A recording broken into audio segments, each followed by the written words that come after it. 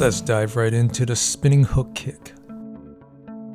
A fight move that's high risk, high reward, challenging to animate, but easy on the eyes.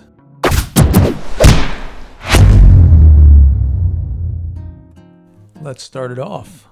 Got our usual boring T-pose that we gotta set in place.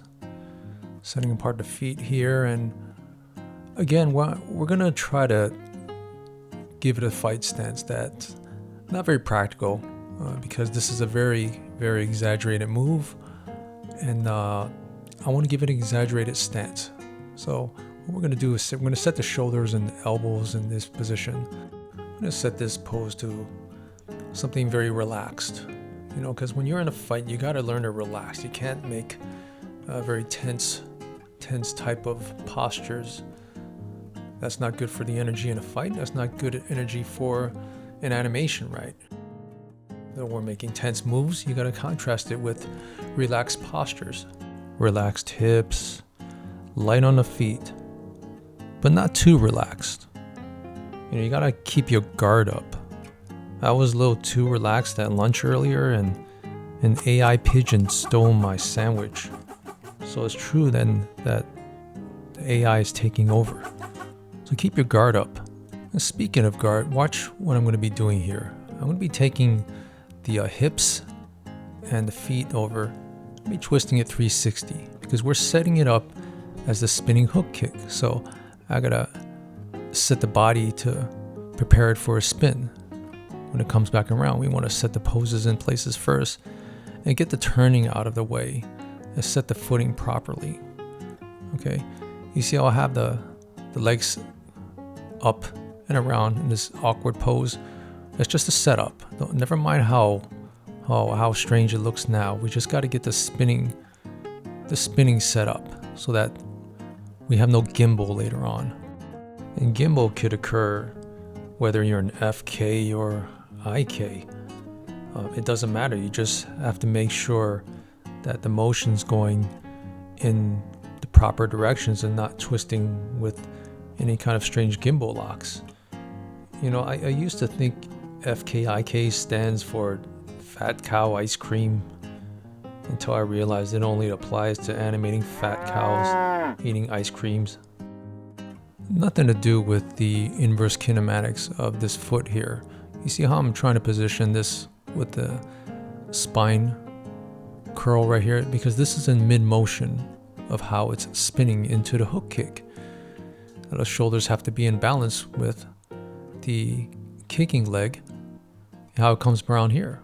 See? And both arms have to be balancing with the shoulders. Now, never mind how the foot is passing through and it's twisted up when I'm positioning it. We're focusing on the hips. I'm just using the foot as a reference to come around. Never mind how mangled it looks. That's the way we're supposed to be. We're looking for spine motion. As I always say, we're always pushing for the spine and hip motions first and foremost. That is the core. That is what we aim for. So early on in your animations, you're going to have poses that look anatomically incorrect. And that's okay. It's like scribbles on a drawing. You got to move forward. You can't let those strange poses misrepresent what your end vision will be. I was sitting at the park one time and this homeless dude just came by and threw me some change. And I said, I'm not advanced hobo. And then he just looked at me and I looked at him and I just left it, but I kept the change and I just left. I could tell if I didn't leave, he would have gave me one of these spinning hook kicks. But what you want to do right here is we want to balance the spin along with this move, because this whole move is based on a spin. That's where the momentum comes from. That's where the power comes from. It comes off the right foot, pushes it off, and sends that energy into the kicking foot. And you want to hit your opponent with the heel. That's the whole point of the spinning hook kick. When you come up with a fight move, you have to decide what is the key point. what is that money pose, right? So in this case, it's the spinning part that lands. You know, you got to use what's in your arsenal. It's like robbing old people of their umbrellas on a rainy day. It's the survival of the fittest. You got to put your priorities first. And you see how I've prioritized my emotions through this timeline. And the kick is coming alive. It's coming through. I mean, with the timing of the leg coming up and the spine that complements it. And we'll worry about the arms later, but you see how the hips and the spine, as I always say, those key points would drive the energy into the attacking limb. We have the follow through that we're going to focus on now when the leg comes down. You see, follows through, gravity comes down, right, from the attack, and it winds down into that end point. I remember when Bruce Lee did this move in that movie, The Way of the Dragon, when he fought those thugs in the alleyway. And then Bruce executes this spinning hook kick flawlessly. And he poses and says something like, "Dragon whips his tail," or something like that. I didn't see any dragon tail, and the words coming out of his mouth didn't even match his lips because they dubbed it. And you know, we never really knew what he said in Chinese. I mean, he could have said spinning hook kick, but we'll never find out. But all I remember was that he knocked out that fat man, and he was out cold. And we want knockout moves when we animate these fight clips. We want them to really stand out and punctuate and more excitable. And that's what makes a fight animation exciting, is because they stand out from a lot of other types of animation. These are more intense. It's more energetic. I feel energized when I animate fight moves. You see how this foot arcs with the motion trails I like to use. That's how you find the energy of the flow within this kick. You have to be patient with intensity. And sometimes I wonder why animation takes so much time. Because I think about nonsense when I work. Or maybe it's better not to think at all. It takes an enormous amount of brain power to do two things at once. I get confused easily since that time I got hit by lightning. So things don't come easy. I'm not the brightest guy. I just understand how to animate fight moves.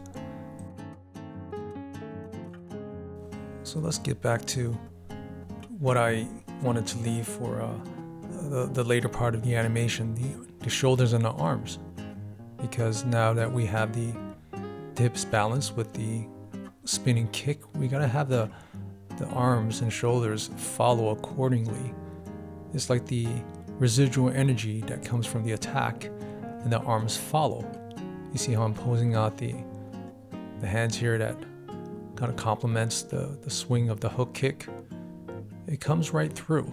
We got to get this money shot here of the kick proper within the span of 3 frames. Those key frames are what makes it work. You need to recognize when to start and where to stop. You know, in my recent class, I had a guy I was sparring with. Hey man! And he gave me a right hook, and I was spinning and I couldn't stop. You know, I was like a disco, discoing away, spinning nonstop. So, you know, he was confused. I didn't mean to confuse him, so he punched me in the opposite direction, and I started spinning the other way, nonstop. And you know, I think he just gave up and he left me there, and I eventually stopped spinning. I think that might have confused him. Maybe he thought I was going to do a spinning hook kick. So you got to learn to have control over what you're animating. Otherwise, you won't get the desired moves or poses. You know, you have to know exactly what you're building out with a vision, and not like Superman, where he wears his underwear on the outside of his jeans. I tried that, and you get no control from that, Control means you have absolute power over your animation. And you can see these end results coming to a close. Let's have a look at what we've built here.